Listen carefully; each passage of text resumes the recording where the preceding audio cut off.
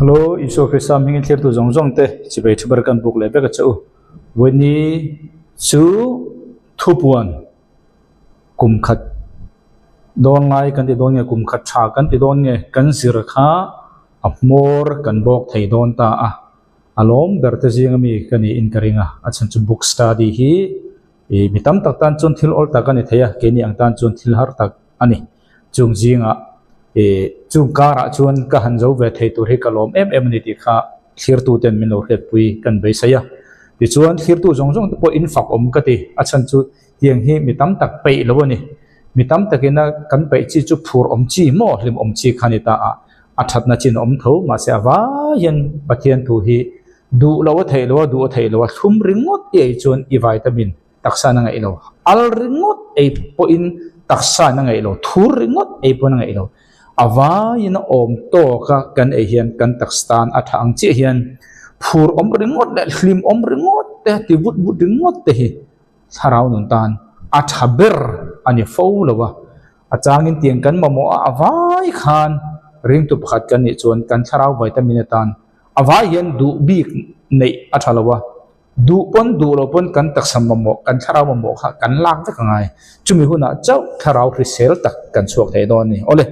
chung chu boini chu thupuan kan bok kan amor kan bok dona omzia chu bible thun nung ber ti kha a topic tur chuni bible thun nung ber ti kha boina topic ani dona thupuan bung som ni pani chang so panga tanga som ni pakhat kha kan zir tur ania zir tur tam taka om to lo wangin du am takin top ka kha mor ka bok dona bible kal phung voina kan zir jong jong a mor bok dan te enge pathian thukal phung re ti te kha voni hen soidan cheu kan tum cha na chu kan zir lai tur kha tam taka ni lo wangin e tangkai do in video kha on siam kan du loi sia kha chu min lo thiam don ania ole boin kha thu puan bung som ni pani chang som panga tangin ni khat atop thin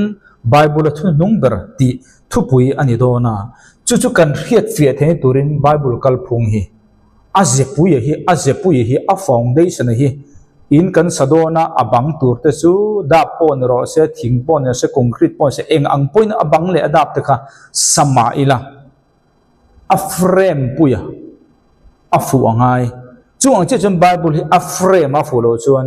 i bible hi ti zong man i revu don lo re pakhata iti luai len pakhata chuang nu ranga vua rem kha fu thailo re abang te ka chu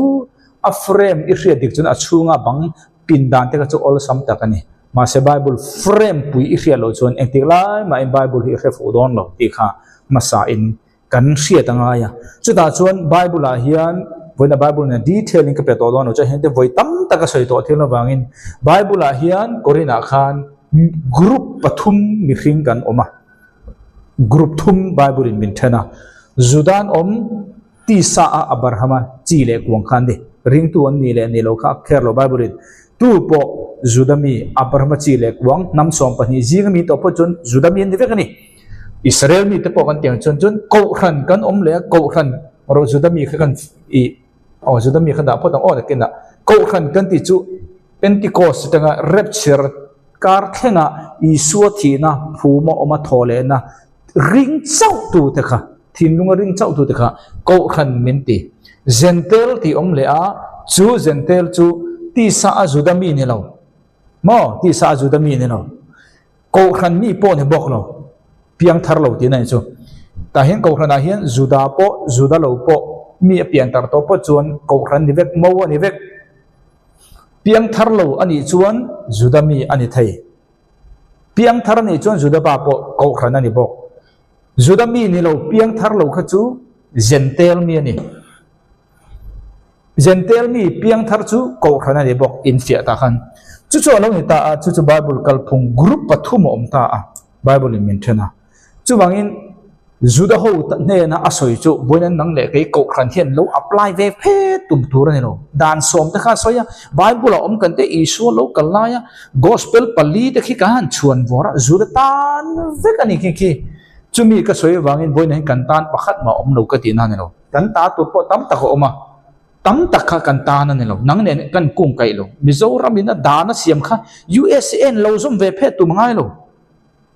USA dan siam kha Mizoram in lo zom ve phet na itan USA khan itan dan siam lo koram pa khan lo apply ve phet tu me itan dan lo kha USA dan kha kan thiam to ro zudatan dan siama voinen ring tu zong zong he voin khu thung thara kan ti pong hui kan tuma ifu thei lo en ti zong ma in apan hi na chuan ko khan kan om le a chung te chu buina ti chuan zentel kan om le a ko khan a soi kha zentel pa ta na lo van ram in ka yang ati kha ji ko khan ne na soi na he zentel pa ring lo tu hian alo apply ve na turom lo ata na ni lo rembun ka lang ati zentel ring lo mi juda ring lo mi tan soi na nia bone ko khan tan e bible in rembun kal do ti lo apply chi ne lo thil kha zong zong kha i khir thiam lo chuan bible a omalom ti ring o ta ikal pui chuan eng ma bible khai khe fu don lo chumi om je chu bible hi dispensation anti mo a khun le arama zila pathianina sarkarna rule opna admin apana kha i khiat fu lo chuan eng bible ma hi i khe fu don lo re juda ta pata na pe khelo apply thut thut ti to manga ko khan pata ni ti kha tul lo itenga khem muni thabu abu mai the ni chandam zone be jon ole khan kan bible kha chen thangai le chung chu kan riat bible tam tak bible study azirna te ka siam to a indu chen lo thirang le eden huan ai ta a he eden huana hian pathianina athil tum chu he eden huani evi le ta makha eden huani ta a chuta chuan mihring ka sol an tluk ma in pathianin nge thil tum kha genesis bung ka chang somni proga chuan leilung thu inei tirang uti khani leilung luwa khani leilung op beta khani pathianina mihring thu nei na mihring a siam chan chu genesis bung ka chang somni proga sualmi jetel lo suala an tluk ma evi le da mate ka pathiana siam chan chu leilung op tur le chang somni pre chuan leilung hi luwa khatura mihring hi siam kan ni ma se chu kan thin talowa setan ne na eilo tur e mangin setan ne na chu thu nei na zong zong chu leilung opna thu nei na zong chung chu setan alata a ang zong zong ta pathian dal ram le wan ram ka soina sato du chan lo thir don nya chung chu setan ne na hian setan ne na a om ta ni engmo om kha he khovel op tura adama thu nei na ape ka kha sualmi jetelmi alo leilung luwa khatura genesis bung kha chang somni pretamin ti kha kan thin talota a sualmi zia kan nei tak sia chuan chu kan thu nei chu setan ne na eilo tur e mangkan kan khalta a chu bangi tu na hian setan hi khovel op tu ni ti hi khel lovin ring tu tan kan thelangai thon ni korin bung di chang lia mo thon ni korin bung di chang lia e khovel pathian ni setan hi chu wang ta chon ring to tu te chunga har ring tu te chunga har sanna mang anna kan du lo pui alo thlen chang eng bang mo e khovel hi an chadong ania setan lal ramani ti hi nang le ke hian kan khiat ngei ngei tur ni ole chung chu lo ni ta chu wang ta chon pathianin chung tiang tin mun kan lo din awang tak chuan pathianin he din mun ngai suala tluk ma din mun ngai kan ole the turin isua khobela alo kalanga ya chumi isua khobela alo kala chanchin tha khobela khil tu tur tan juda hi pui thiama arwatani juda ho hi israel hi a evangelist se arwatani khobela chanchin tha khil turin chu taka chu juda ho kha thu thum thara a than na chan chu ni chu ta chuan juda ho khan thu thum thara po an khil bok reng an mani khun lai chanchin tha zel kha chuan chu wa ta chuan juda ho mangin bible alo pianga juda ho mangin isua alo kalboka jesus juda ho kha pathianin he din mun ngai kan din le thaina tura min hlang kai tu tur min khroi kir le tu tur chandam tu isua lo hring tu tur tan judan ham hi avula timai tiang isua alo pian ma po in juda ho mangin an mani khun khowela chanchin thar la zentel tam tak an piang thar reng bokani hemi hun na hian chumi zinga chun kaleba po khatel katika soi to kha mi tam takin empon se khan tiang khan ta le chu wang juda homangin bible lo pianga juda mangin isu local ti chu khel lovin nial thein lo juda ho manga pathianin juda ho hi khovel evangelist mun thang thanga tura ruaman anni chu pathian plan e ani ma se isu local khan chu plan e juda manga khovel chan chen thil tura a plan chu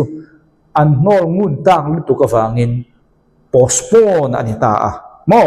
chu vele chuan tirko te thil ti bung ria ta tangin tirko pola mangin gentle te min nena kan hun kha temporary in aluni ta a juda ho chu temporary in antan hun ti khar ani ta a an mit thara mi ta bel ta a chuwang juda ho hian isu hi khil eng angma po nila an mit ti del khini chu aloni ta ma se chu ko khan hun kan ta a chu ko khan huna chuan kan gospel chu pathian khongai na chanchin tha kati ka soimun to thon khat kurin bung som panga chang thum chang li rin na chau in chandam kan ni chu enge isua athi phumena om ni thum ni athole ti rin khani chung ring tu zong juda po gentle po chu ko khan kan ti ko khan hi pakhat chawani ko khan ni krista taksa ko dan chang om bible na ko dan yang po ni se vai khan soi mun thumun ve kani soi thumun ve kani ma se chu po chu hun po chu chatua ni khatia kal tur ni lo ta a pathianin rapture mangin he ko khan po hi min khar sak le don ta a chumi huna chuan he ta plan e pathianin atia kha helaya lo hlo king turin kumsari harsana daniel hapta somsari na kanti hi aron lut ta chi anga ti du da na harsana antichrist mangin abik takin kumthum le chan ven hununga phai chuan juda tlem te chau kha andam to don ani chung chu engmo pui thiam tura aruat juda ho kha khovel chan chin tha khil tura aruat plan e kha ti chol khi ma ni se helai kum sari harsana muna hian ti hlo tin nge turin pathianin harsana chi thang thang mai atinga chimuna chuan hemi kum sari harsana chunga hian gentle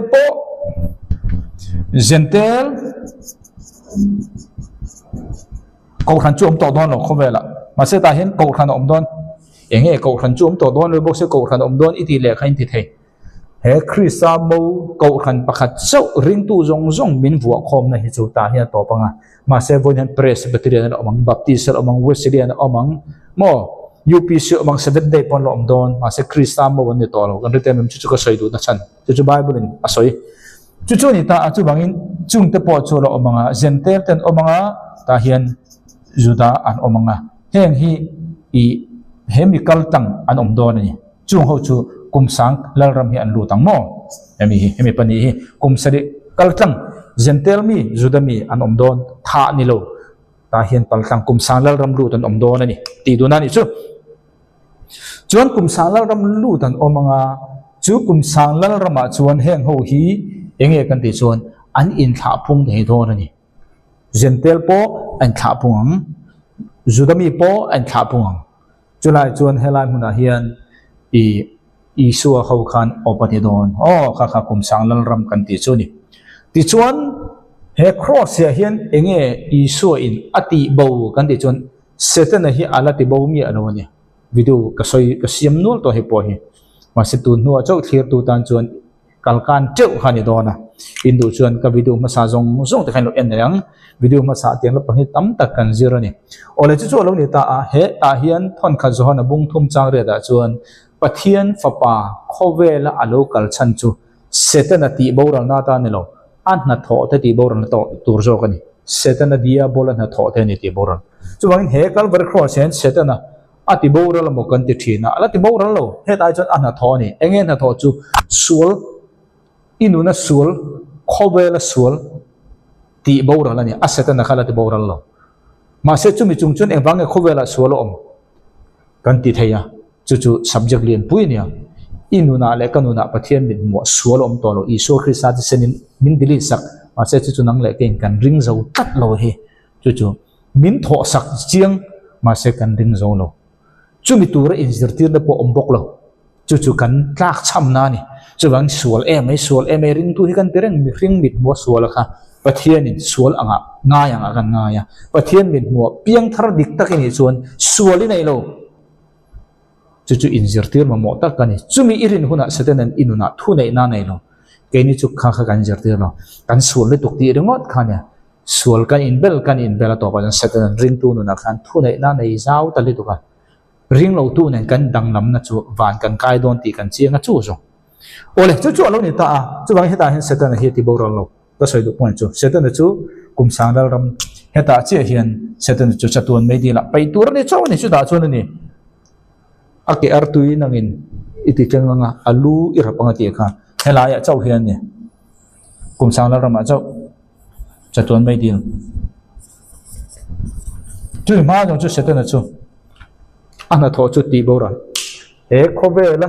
setan na min ruk sak thu ne na op na zong thu oi lo na manga kan lo khal ta ka kha isu in calvary cross ya mi khring po khovel thu ne na zong po amana pe fai vek pek lo pakhat ma ne lo mà sẽ chúng mình vang in cover hi isu in tu na hian a opti na la ni lo aman chu pe zo to ata chu na tina aram la don chu tak chu second coming poi mo na second coming ani ma lo chu isu hian ta hian ti zo vek to ma se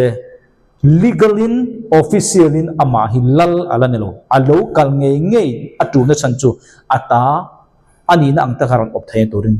chú vang ta chuan isu second coming lo khen tur chuan juda ho hian an welcome ngai Jerusalem Bible tam tak study kha po ka siam bumi tang hin khang khain du chuan lo chira don ya chú vang ta chuan juda ho hi engwang e kan soi ur thin isu second coming kal tura isu na ama welcome tura ti ber hen nang le ei kan ni lo juda Jerusalem om juda ho hian hosana lalpa meng lal local chu enga thole anti huna kamelin hule chabang ti khani chuan setan na chuan isu hen ta hian man petlak vek to ma se he khovel hi ama ta tu na ania ta hian man petlak vek to ma se isu second coming a local ma lo chu legalin officialin a obram alani thelo wangin a obram ni lo tura isu ko tha thei tu om chun ama tong kam nge ya juda hoin an welcome huna chau lo tum tur ani wangin setan na chuan muslim mangte ring tu po kan tel then khatam tak juda ngei theilo na khalo piang ta chumi om sia chu isu hi khovela local mi su se ti na thukani chuwang ta chuan setan na chuan muslim ram tam tak mangin juda ho chu khovel ma ya tanga pei bowan tu ma chu te chuan isu ko thatu tur isu ina an ma ni in binti huna kalokal thang ti tu turan omlo chon isu he cover he ta mani se etika ma isu hen cover hi he Genesis book sual khu ma tin mun khanang le kai etika ma kan chang don lo setan an chatuanin cover hi opereng mayang chu chu du em kan du lo si lo chu Bible kan thelo chon kong bo do me ring tu hinan thai engwang e juda kan soi war isu second coming turin kan du tole tu he khovel hi mal som dong te lo inting motor som in ya building chong za hlir nuai khat po nei la he eden huan tiang he le hi an chedong ani thi hu ni nei tho don chu wang ta chun he mi hmuna hian chu ta tak chun an chedong to lo na mun chu he kum sang lal ram tang hian eden huan sualdun mun an tu ma din mun ang deuh tho khan kum sang lal ram tang hian nga chatuan mun a phai chun soi turam to lo fam kim na thi nó ống to lo trá nó ống to lo nan nó ống to lo thi thầy to lo suốt thầy bọc to lo nuông lir khăn này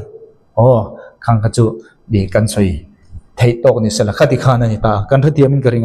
gì chú alo này ta chú bảo cái chuyện anh em bắt thiên nên mi khinh mi xiêm chân đó Genesis bung khát sang som này pro cái nào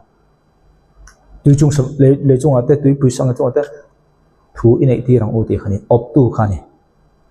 mà sẽ sual mi zia ne na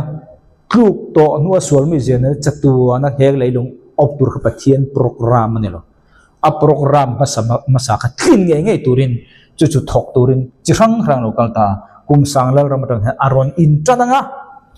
chatuan thlengin chu Bible kal phung chu ni le chu wang op tu kha kan ni do na wangin munen ko khan chuan enge ka soi fo then heda hian ko rap charan chi hi Krista ro reng thut pha ma kan ding don I thil ti ang zel khan lo man pe kan yang chu da chuan Jerusalem Judah ho leithar om dona kan zirlai kan tim han kan soi fia lo nge nakina tiang hen triangle hi pyramid lem hi ka siam thina khovel hi pyramid lem angani nakina video arem chan ma sabara la siam ka tumang khovel hi pyramid angani jopabu bible om chiang ni tu bible study man hla na chumo kha khani khovel hi pyramid angani kan tilenge engwange pyramid hian sak kan rem khovel leilung apian khovel leilung adin lai hian tu tenge leilung din lai huma saber tu nia kan thriat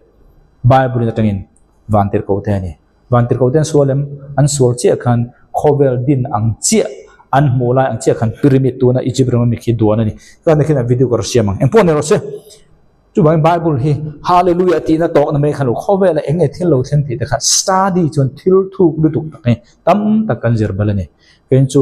enti ka lo kang kalam theng ti ro khania khami chau kha bible na kal pung ne lo thuruk tam tak fin tam tak char chona ni lam na potel malsom na potel dam na potel miracle potel thuruk fin na potel thil zong zong ani chulai kara chan ring tu tam jok chuan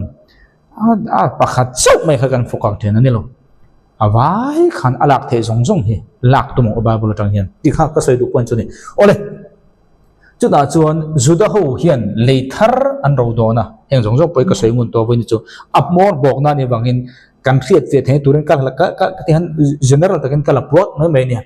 Judah ho in leithar an ro dona kan khiat tur chu Judah lo po tu po ring lo mi re chu me di ran kal vek no ti ka khiat tur o chu wangin leithar lu tu tur ti khan Judah zong zong aron bu su bua lo ila van thar ka ti po khan zentel zong zong a bua lo ila leithar lu tu ka ti chon me dil ta lo zong Judah ho ti kha khiat tur leithar ka ti van thar ka ti po in zentel me dil ta lo zong ti kha bua anu a khan riat bel zel tur on chu bangin Judah ho win leithar an lo ang ka ti khan thu thum hluya Judah piang thar zong zong po ti chuan kum sari har san chunga Judah piang thar zong zong po helai chunga kum sanglal ram chunga in hung pung zel Judah piang thar zong zong te kha leithar hi chatuanin an lo tur ne chu Abraham ne na pathian thu ti amani kanan ram ki tu na I mi khole omna man kanan ram ke chatuanin ati kha chatuana ti hi tharau lama chatuana nia tiang me khan ti lo ila bible chu bible angin athu chu thu an kal ro se chatuanin Jerusalem bible na sai lei hi an lo don Judah ho ti chon ko khan ti om le ta ko khan ka chei chu lai kha hei hian van Jerusalem thar kan lo don ni chu ta tak chuan chu van Jerusalem thar chu bible chuan Eden atita Adam ata che na Eden kha Eden a chuan nun na thing om ta chu Jerusalem a omani tia kan zirmek boina po kan zirle tur ni na chu kan thretim dro Jerusalem thar hi nang le ke kan che na tur ni chu enge ta hen om kha nun na thing ebi le ta mate an che na mun ebi kha leinoya atling tha a ban thumna Isua thorwal khan van thumna sosonania tirko pola van thumna tlan khan van thumna laksawin ka ma paradis kam hoti ka paradis tia kau ne Jerusalem thar dia Eden kau ne boka mo Abraham ang chung tia kau ne boka ming chi thang mun khat vek chu lo ni ta chuan engmo kha nun na thing ta hen nun na thing oma hen tiang jong kha kan zir to a tiang hi nun na thing ta khan tuilo lui kor kama sirlam le lama atau kan tia kan zir to kha bunya khami chun zong tur chau khani ria fe the turin karon ti chau ti chuan zentel kan ti kha tu tenge zentel te kan ti chon zentel chu abi takin he zentel te hi tu tenge ni kan ti chon kum sang lal rama ring tu te kha judami kha chon ni top he ta kum sang lal rama chuan juda le zentel chau kha anam to chu bangin Judah ho chuan leidan lu adon zentel piang tharo khan van thar khan lu adon piang thar lo ro chu chatun medila khan kal hal don kha kan zervek to kha ole chu khami point ang khan kan rianga chu wa ta chon pathianin enge tum kha athil tum khai mo lấy lùng hi ruộng khát tura ruộng man kan ni chu plan A mà se eng mo bangin plan A khati lo tin thei lo nia mà se chu heta hian aron ti lo tin chi ado ni lei kha Jerusalem tharpo lei chunga tur ni lei chunga in khat tur lei tharpo then ka chon kan Bible lak da ni afu talwa heta hin pathian plan A ne ya mi hring te sol tel lo khovel lo tura aple na kha khelovin wana chatuanin omdei tura gan da ta ani chon mi hring ada ma kha engwang a siam tan tir khan wana da dei lo wana tura chatuana tura min ruam an ni chuan kan ri mo Bible hian thukal phung athukal athu mor thu bul bor te in kum kai lo li tu khen kan rin te lom palange Bible in Eden na bifin min siam chana soya leilung khal lu khatur ni ma se sualmi jetela lu kha du lo wangin sualmi jetel lo lu khaturin ruam manakum tam takanaya chu ta hian kum sanglal ramatangin atilo thingdo na sual tel lo mi jen chatuan lu tur kan ni ma se then khat thurin na le zirtir na ro chu heta hin wana chatuan ni omdei tur angin kan in zirtir da helai min siam chani pathian in atum to tundin le atum to mi lo angani ta ni chu kan tiam dro thu khan kal lam le ho lam khan ei lo reng reng pathian in abrem ruat kha lo cham anga alam dei wana turin pathian mi hring min da lo chatuanin leyo turin chatuanin min da chu leyo tur chatuana min da tlak ni turin kan luk to nu tangin kong chang rang e siama kum sanglal ramatangin chatuana optak tura min bo sei hu kan omanga chungtia anga mi hring in tha phung thei helai kum sari har sana chunga tanga paltang jente le juda ho kha he kum sanglal rama po piang tharin an omanga thi thei in tha phung thei ni wangin he ho khana tina chon nun na thing hi aran 18 no ni an ma ni birthday ang zelin ti kha kan zer to rain fi an garim a tha taru mo Bible study chu kha ni that na chu le tun chu kan chun zo mang chu wangin heta hen loman imudona loman la lukhum chinga chumi azrin Jerusalem thara hian nang le kai kan omdona I loman mu da na zat khan eng tun nge min roman kha op tu tur he khai tu achun mi hring chunga ko omdon tiang chi khan ril ru pui loina he mi huna hen mi hring chunga it op na kalal mange khan tiang ril ru zong long kha bo don ma se op tu chi ni don chiang ani loman tam takin mu chuan loman I mu chuan tirong atang loman tam tak ti kha chumi Jerusalem tang chuan he me le thar le van thara hian ro chani nei don ani op chi ni nei don ani he le thara chuan Davida khalal ber ni don le thara Jerusalem a boina pokan jirang Iswa zitir som pani te ka nam som pania Israel nam som pania huai tu ne thawang nang le ke ro chu ta hin Jerusalem a Iswa nen pathian ne tharau thiang nen ta hin kan om don he pathian in ka ti ka soi to ka chu ni ta chu dang chuan van thar le thar ro chun kan nei do ne khopui engzat nge iop ro chun le chan dam na po video pathum lai ka siam to in do chun no thirang ole khan tiang khan ni ta aka video kan en lokang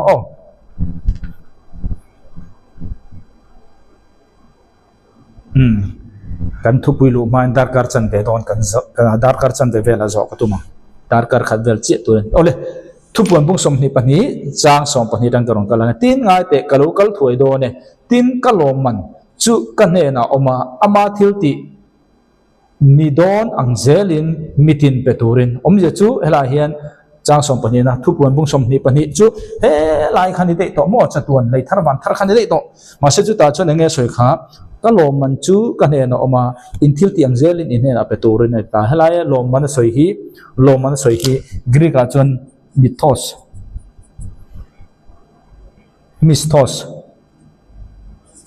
mistos amanga chumi omje chu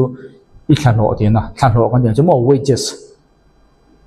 lo ti na ni thalo na tho lo ti na ni chumi omje chu na tho lo kha bei thar ban thara khan azo eta hianin ba helai hian lal thut phabar ma khan misual po atho lo angzelin ta hian sual chinga ka ti ka soifo thin kha beidil kha mo level chi rang chuda chuan ta ang chung tiang bokin helai ho mithiang lim ho po khani se loman pe kaniang thu thlung lui mithiang lim po kum sari har sana chunga mithiang lim te po ni se ta khan loman pe kaniang nang le ke chu ta hian loman pe kani to ta hian ta hian Krista ro rel thut pha ta hian Krista ro rel thut pha rep chara achi khan ko khan chu loman pe kan ni to adang zong Christian te loman ka chu le that ami lal thut pha ban ma nya chu cho soina tu wangi hala ya loman ti kha atha ring tu te chau ne lawin ring lo tu te po ta hian ro rel nga until tiang zelen loman pe nga ring tu thu thung hlui zuda hote kum sari har cha chu mi te mo kum thu thung hlui zuda hote kan te thu thung hlui ring tu te kum sari har chu chung ring tu te hemi kum sang lal ram chung mi te pon se until tiang zen khan lo man piang chang so pathum na alpha le omega tan na le top na masaber le annung ber chukani ama kha ro re tu loman nei tu loman sem tu tur kha tu nge ni alpha le omega iso khrisa pathian khani ti khan soini chang so plina ama thu pek te ti tu chu anni chu mal so man ni ama thu pek te ti tu chu anni chu mal so man ni nun na thingkung lama chanpol dik tak anni chuan an nei theinan le khopui chunga kong khar te kal tlanga an lu theinan ela in soya nun na thinga khwam kha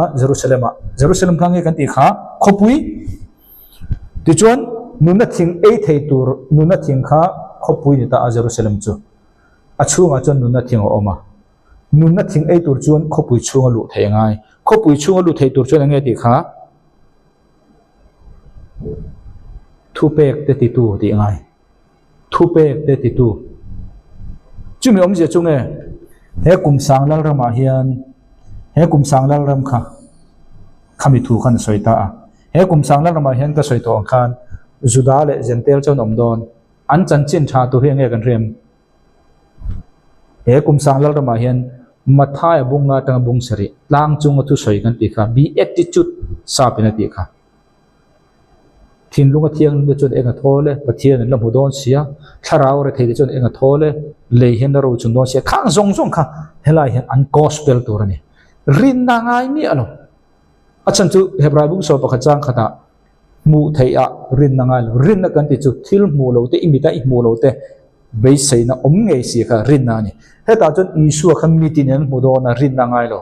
eden huana hian evi le na ma khan rin nan nei rin na ma bo lo pathian an mu thu o yangai ei lo tur ei khani heta po hen chu chi an gospel chu emo rin an lo ti ani chan chu rin na ngai lo mu thaina heta chon thu o heta Jerusalem khopuya lu thei tur le Jerusalem khopui chunga nu na thing ei thei tur chuan helai hmuna hian thu oi ni ngai enge thu oi tur mathai bunga tanga bung sari tang chunga thu soi kha rin tuan chuak pakanelo zom tuan chuak pak tur chumi chuan mi inani huna chandamani tiang chandamania Jerusalem khochunga lu thaya nu na thing hi ama badde jirna lu thai kan fi dro kha chang som prina soi chuni ke nang le ke hi ta hian an ro nang le ke hi ta hian nang le ke hi thu pek zomin van kan kaim zeu lo thu pek angai ti I ring ani chon chandama turin tongtai thalero bible study thalero judapa tan hin I lo kalani mai theine chandama chungchang ani ka soi chandama chungchanga kan ti angai ti I ring ani chuan I bible huwa kha he ko khan hi ro matangin chandama chungchang ro matangin Philemon a thleng hi ko khan lekha ni chumi wangin Genesis te helam dong jong kha chiar lo tur pakhat ba ka soilo ma se kan lekha hi re tur kha ka soifia tura ka da video tam tak kha ka siam to tu bang video tam tak clear tu le study tu chon tu na ka soi hi in bang bo ring no ole chang som pangana tu na khan Jerusalem tharalu theile nun na thing ei theitla ka sei chu e kum sang lal rama thu pek ti tu te kha ring tu te ne lo thi pek ti tu ati ti angai ka chei kha chang som pangana ui te le doi thiam te le mi hur te le tual that te le milem bia te chu tu po dot ngai na le siam piang chu po na an oma wangin po na an om khoi po na nge Jerusalem khopo na an om ti na ni chumi om ja chu thu pe kan zom lawa Jerusalem khochung an lu theilowa nuna thing ei theilo hu kha po nan omatia chung te chu tu nge ti kha ui te doi thiam te ti kha ni helai ui te kan ti hi mu dan chini om ta a helai ui te ati hi thir dan pakhada chuan mi pa le mi pa in pol thin kha ni ui hian engting en pol kha nung lama tangin pol lo mi pa le pa pol don khoi tang en polang nung lama tang ngai chumi chu entir na ti pakhat ngei dan ani pon ni thei mo pakhat kha kha ui te kha nge soi mi pa in pol na entir na mi pa le mi pa chuan polin nung lam ve ve ngai alo mi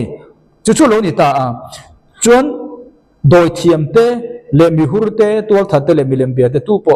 dot ngai na le siama piang chu po na anoma khang ho jong jong kha thil ti ve ka ni kha no mi hem hun lai kha thil ti ni ka ti kha chu wangi pa apa ni na chun ui te kha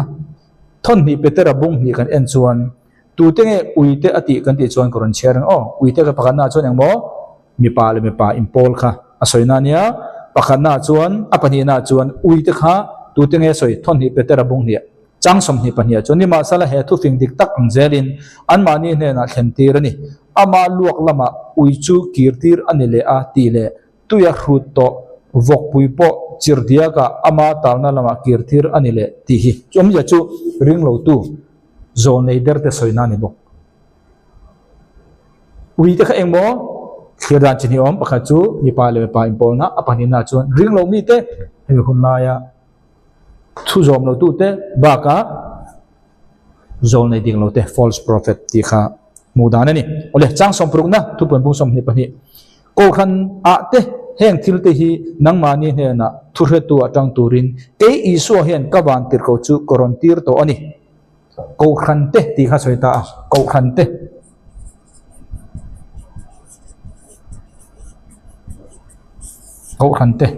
ko khan te ti hian kum sari har sana chunga hian ko khan te ti hian kum sari har sana chunga ko khan om don ka ti kha ase he ko khan hi boina nang le khai ko khan ang krista mo wan ne lo ka ti kha organization khan ni boina ko khan kan hi organization ne lo krista taksa kan ni ani ti mo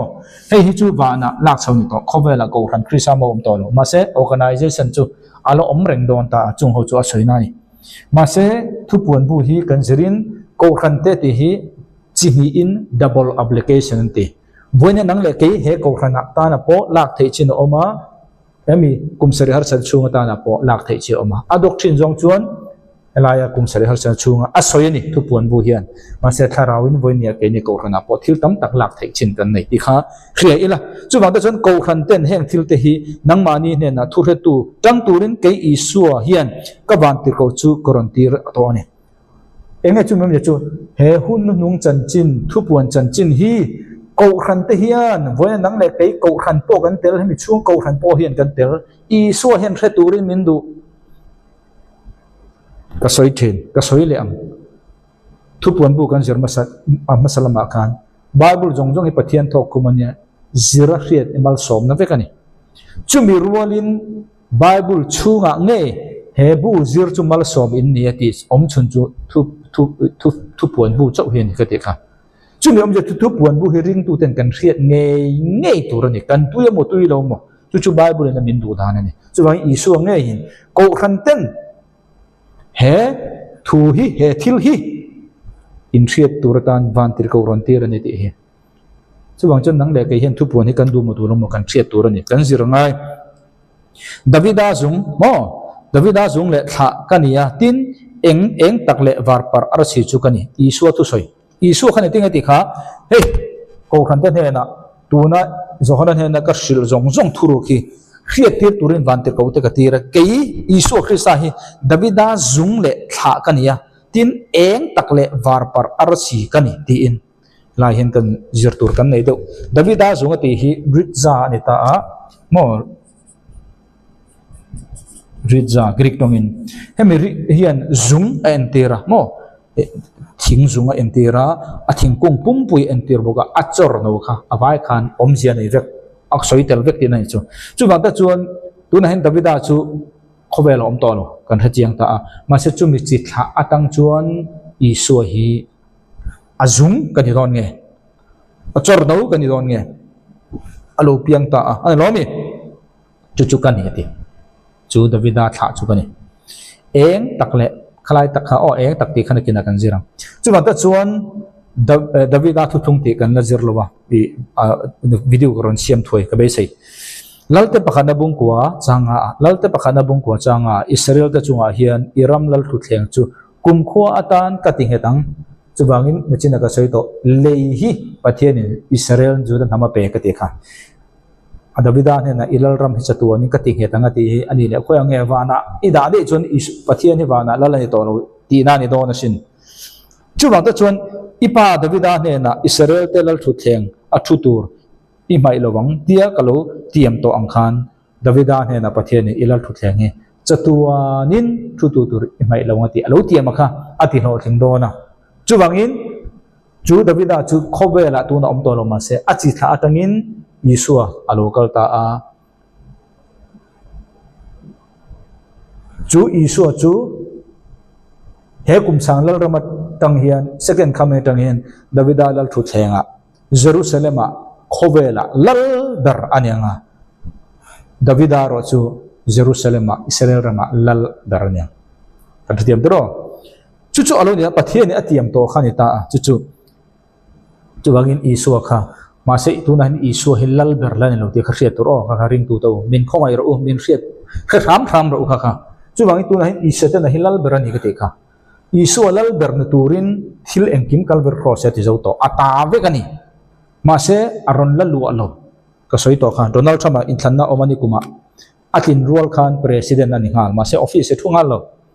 office chu chu sang ni somni panga February tha chau ni khan tiang deuh khan ni Yeshua kum sang ni kalta khan kalver cross ya engkim ti 5 vek to mase official thulo officer on thuthun tu chu juda howin an welcome huna ni chumi tu chon kum sari har sana mangin juda howina welcome nge turin training a penga chumi huna an welcome huna Davida lal thu thleng ka ti kha chatua nin kalngal to na ni ai fi in kari le chu alo ni ta khane te kha Davida zung le tha kania tin eng takle war par arsi chu kani eng takle war par arsi hei kan Bible le din adik lo wang hian Yeshua ni na hi Satan kan pelai maya kan Bible tangin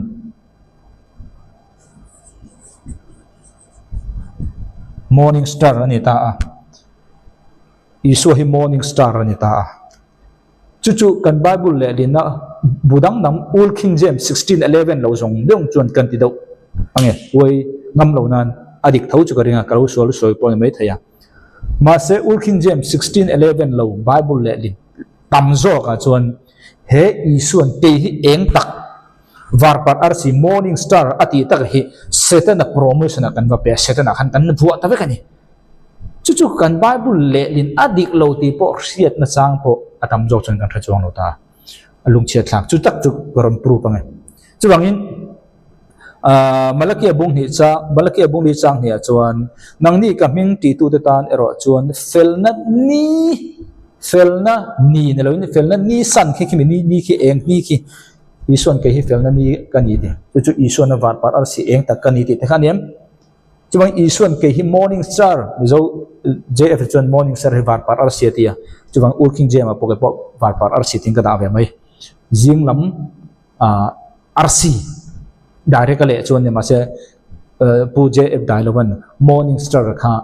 var par RC tia da wang ke pon Old King James kan le dina hen kara mo kha min no se pui bokro ale chu alo ni ta eng takani ta Yeshua kha eng ani malkia bungdi chang nia po ke hi felna kimini eng khi kani ti chu ta ka chu Bible le lina khan mitam takin Satan Bible kha aron ti cheta a Satan hian min bai hian mo ring tu te nang ma ain abai poi mo chu mo irin na in nga na Bible khana be Genesis setangin pathian tu he bai to ring tu tam takhen kan kher lo re irin na in nga na Bible a bai tang khan irin na eng ang tur nge ti kha fia chu vain Old King James 16:11 ani ka ti pathian tu hen ka du luk em chu kan rin na kan in nga na tia mai tur he phalsu Satan na khan apoi lo ang vek athu sain ang vek ti mai khane in ang vek se chu adik khamang ro Till is mystery in ya mi in order aron cha cha do kan siam turin iru lar mang ite na follow chon mi soi ang le mi du dan iti ho thing thei ngai lovang pathian in du dan thu soya ne ya a bible te na adik le adik lo te na tur ber mai afu lawa eng bible ele le po adik iti vel mai mai chuan pathian du dan hi nang le ke hian kan thre tak tak mo mutang ole chu ta tak chuan var par si kha ho na china khan le setan hi he var par isuan ni na hin kan ma da ta nei ta ni chu lung chi thla ka ni isai bung som pali chang som pania bible ina da anilo kan le lin bible ina da Old King James 16:11 cover la Bible dik pakhat chau om chun chun ada alo re re Bible le lin mizo ina ale lin ka soinga Old King James 16:11 sap kan chiar bokang chan chu old tu khung lui kan la le lin lo wang nin kan nei lo mo Old King James 16:11 chu le isai bung so pri chang som pan he o var par ati ta ni isu kha ba ang ta ni o var par jing lam pa fa sons of morning ati ta eng ti ziange vana ta itlak tak chu le nam tin ti tom tu eng ti ziange le sa tlak ai om tak setana kha var para khan kan ba bu ata dei ani chu kan bible le din dik lo khan ami zo bible kha adik lo ne lovin mi zo bible na ale li na sa bible kha dik lo ka ti na nya chu chu Old King James 16:11 a chuan karon cherang isai bung som pali chang som pani how art thou fallen from heaven, O Lucifer. Varpar arasi tilo re he varpar arasi chu isu ania. Mase isai bung sompali chang sompali na se chu Old King James chon Lucifer de nia. Chu wanga chon Lucifer hi isu promise ni kan lo pena sa ni kan chuang lo. Chu chu lo ni ta a. Chu wangin hey Venus eng kan se to Venus si kan se to Venus emi etia planet ki Venus ki kan ri a planet ki Semiramis neni angani mo Venus ki Semiramis kan ri am Semiramis chu Nimrod anu pui khani abel insang satu bin Nimrod setena hian mi pa apo mai chia po pathian mi ni na lai in apang theina chu bang Venus kan ti hi Semiramis anita a Venus kan ti chu eng khani planet chu eng lomi Semiramis ming dangani chu Isua ti tura tak hian Venus hi setenan an wa ta mo Roman Catholic pathian ani chu drang chuan Tammuz mo Marina naute pom ki alopian na ani ole chudrang chun kan soidu bor chu eng tak var par arsi kani titu hi isuania Bible dang le lin hian he var par arsi isu hi setana ni na hian isu ni na hi aron da a chu taka chu Roman Catholic pathian Venus po hi Semiramis sanita a chu tunge ni kan ti chuan isu ni na ron la ti na ni isu chu eng takani kan ti khamo jinglam fapa kan ti var par arsi kan ti khani jinglam fapa ni loin var par arsi jinglam arsi morning star ni le chang som pasari na thupun bung som ni pani chang som pasari kan thung o tin tharau le mo chuan chang som pasari hi nang le kai voina ko khan enti a soina ni achan chu chang som paruna khan chang som pangana khan nge kan shekha ko khan ti khan kan soyam a context ka chu ban ko khan te kan ti kha elai hi adokhrina ni ma se elai tharawin kan la thaita a voina nang le kai kan telani ti kha a context tang khan thriat turania tin tharau le mo chuan an soya local ro mo chu du kha nang le kai mo kan niam helai ko khan kha mo ni lo ka ti kha mo chu hemi ko khan chau kan ni tharau le mo chuan an soya local ro uti in voya nang le kai hian ring lo mi te local ro he gospel he nu na tu hi ron in ro utia som tu tur hi nang le kai kan ni ring lo mi te kan ve lo ring tu hi bak ka thi a ring tu kan in soi se la kan be kol ver hi na kan nei lo wang mai mai ni kan ti tur ko khan ten kan ti ro chon ma ni chung in se chi ko khan thri se le dum ring lo mi ve ro ti khan nang ma pon thoklam I member to kha ve turin fui ro thok chu ro pen chu ro pathian mal som na mania ke ni kan ko ran hi kan soi nge ke ni chu Myanmar church kan nia mi tlem te kan ni kan tan nai kum ni chaw ni kan om na hi mi ho save nga ni Malaysia ke ni Burma mi refugee tan chuan tam tak kan che veran om lo mi ho save khan rat ron pan harsa chuan Sunday ya tam tak in khom kan be se thero ma se kan pen chuak ke ma ni zo khan khita zana dar som pakhada an khom na thabana na thona ramani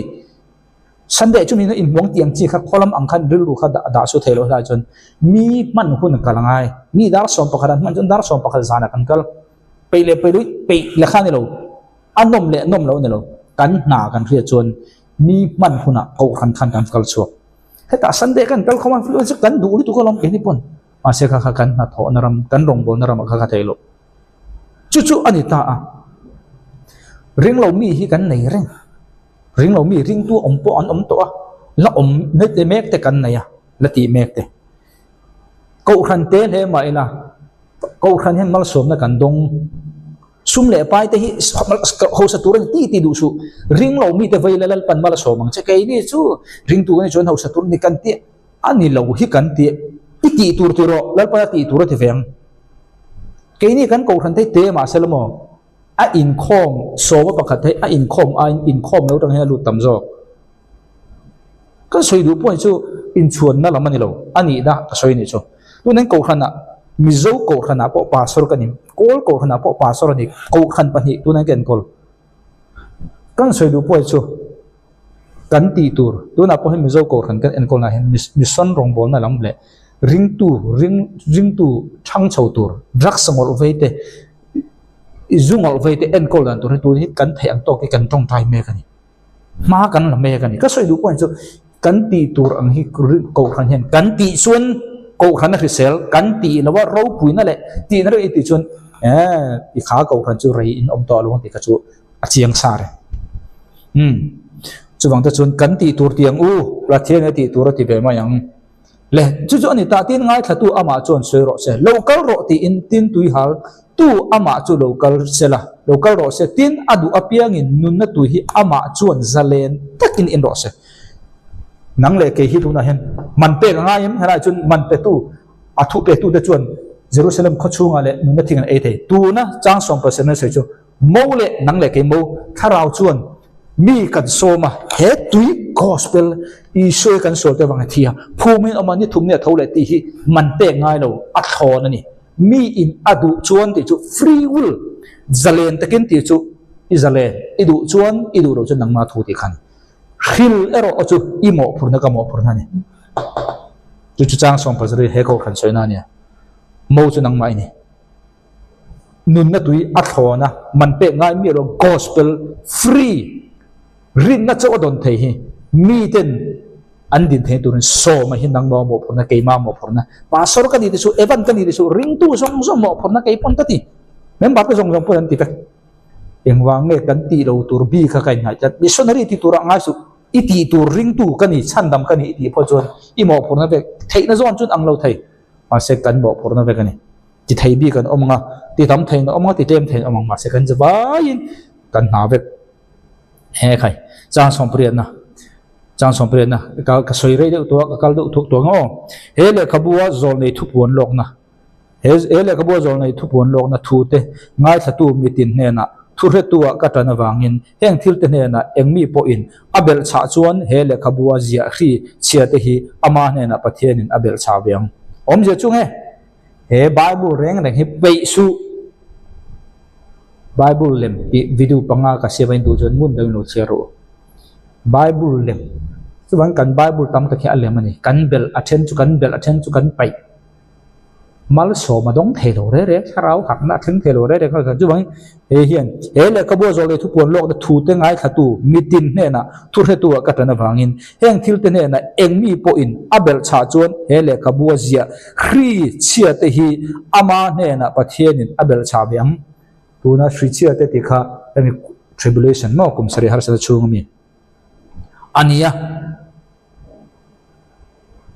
chang som pakwa na chum langin kha pathian thu bel kha kan soilok chang som pakwa na kan chermain tu na ka cher kha ami tribulation chung mi o boina nang le keitan boina nang le ke ngoro boina nang le keitan ani lo ka ti kha I thu bel kha poilo pe kha poi lo ti ai lo ngai palange a chan chu chang som ko na chan nam na bo thei thu soi wang khan chu ke ni ta na ni lo ti ka soi na chau thu bel a cha kha a thei ka ti na ni lo a thei lo i thei chuan chan dam ini po in pathian thuruk chu i khedon lo tinga ni le deuteronomy bungli chang nia chuan lalpa in pathian thu pek ka pek che u hi in pom the turin thu ka pek che u hi in bel cha tur ni lowa in tikiam tur ni heklo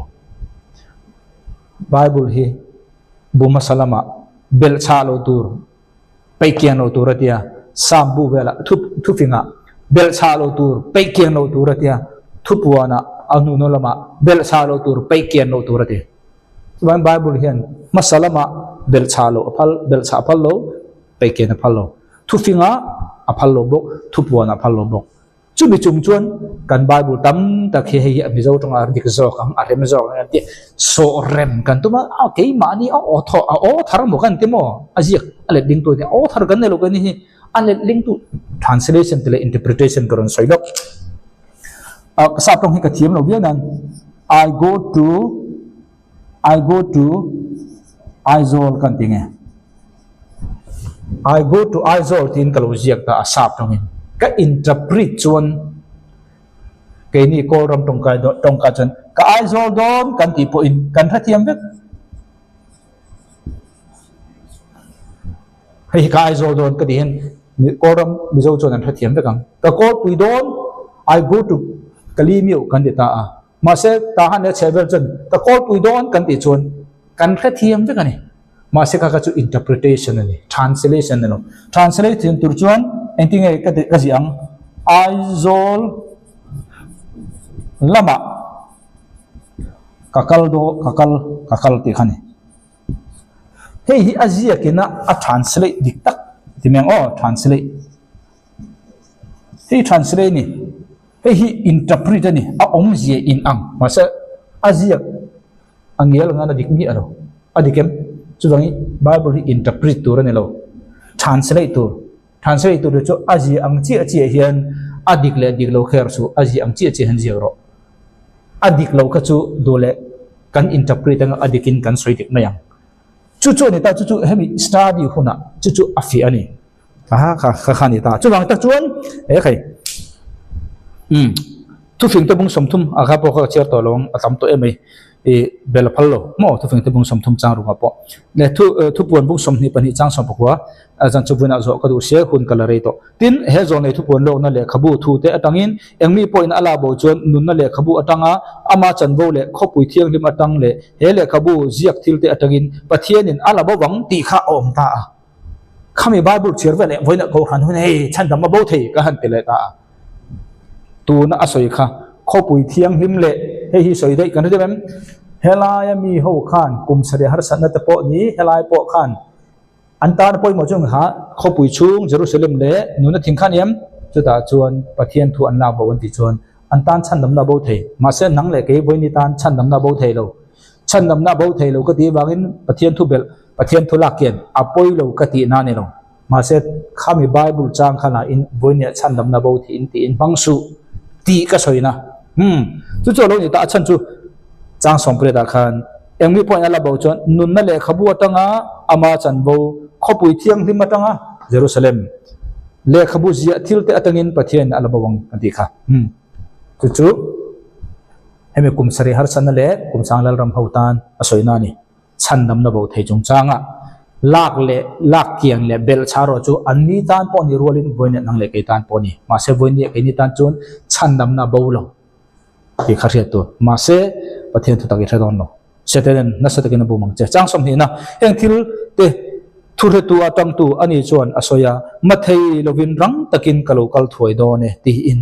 isu kan rang takin kalokal thoi do ne chu boine isuan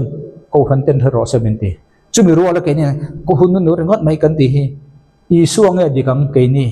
isu en thretura min du ran hun nu kang ai na lowe katui lowe kan ti tu nge dik zo isuan thretura bin du wangin ban tir ko ne na thil ro thi ke chu katui lo kan ti te kha isu thu kan oi kan ti lem kha di jong khan isu ka mangai kan te them mania acham na chi om ro se amen an ti ta amen ti chu tian chun ni ro se ti na khani chung tiang chi chuan local ta che lalpa voin hen he tong kam ang hian zo han ang hian local ta che ti kan tinga mem nge voi nen cover kan la thalel le tu cover ila tlak dal zia zia chu bible fiel lo zia ti ta tilang tu ni cover le nge tlak cham nge tlak le he an chedong ti bible le soi idu lo tam tak inu na lo thenga idu tam tak inu na thang bong tam tak idu lo zong lo theng te hi an charamani chumi chu bo tur chun iso second coming lo kal ngai chumi he chiang tu tan chuan iso second coming lo kal hi kan ngak le ni khelo tan ta chen cover hin dom hin la te le tu acham jeng ma mo an hu chin to kha toy tlat hek anomi chang som ni pakhana top na kan lal pa iso krista khongai na chu nang ma ni zong zong he na omro se amen le he bible hian a soi tum ber chu kan lal pa iso krista khongai na ni khongai na hi eden huwa na po khongai na oma thuthung hu ya po oma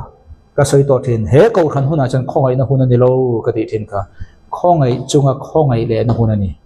he ta po khongai na he ta po khongai na khongai na fikin na khatani khongai na lo lai no khongai na hun tre re su tu ni khongai na hun ne lo khongai chunga khongai le chona ni khongai na hun chu khoi huna pom vek adam hi